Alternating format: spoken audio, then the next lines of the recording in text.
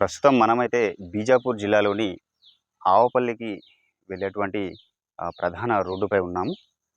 ఇక్కడ ఈ రోడ్డు నిర్మాణ సమయంలో మనం చూసుకున్నట్లయితే ఈ రోడ్డు నిర్మాణ సమయంలో దాదాపు 168 బెటాలియన్‌కు సంబంధించినటువంటి మొత్తం ఒక 28 మంది మాత్రం చనిపోవడం జరిగింది. సీఆర్‌పీఎఫ్ జవాన్లు. ఈ రోడ్డు నిర్మాణ సమయంలో వారు కూడా ఎన్‌కౌంటర్‌లు అయితేనేమి, ఐఈడీ బాంబ్ బ్లాస్ట్‌లు అయితేనేమి ఇలా అనేక ఘటనల్లో మొత్తం 28 మంది మాత్రం మృత్యువాత పడడం జరిగింది.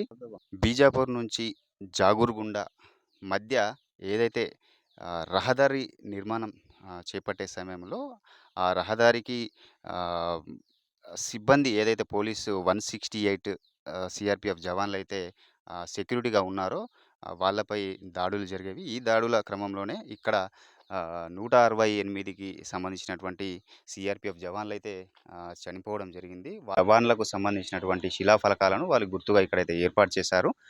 ఇంకొంచెం ముందుకు వెళ్తే ఏదైతే ఆ దాడి జరిగి సీఆర్‌పీఎఫ్ జవాన్లయితే మృత్యువాత పడ్డారో అప్పుడే సీఆర్‌పీఎఫ్ 168 సీఆర్‌పీఎఫ్ క్యాంపును సైతం అప్పుడే ఏర్పాటు చేశారు. ప్రస్తుతం మనం ఇటు భూపాలపట్నం, అటు బీజాపూర్ మధ్య ఉన్నాము. ఇది ఆవుపల్లి దారి ఇది.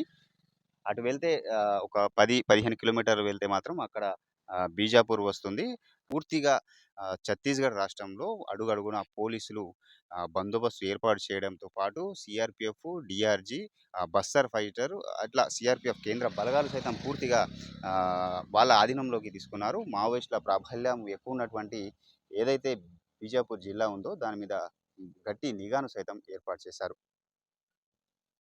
Please subscribe. Thank you.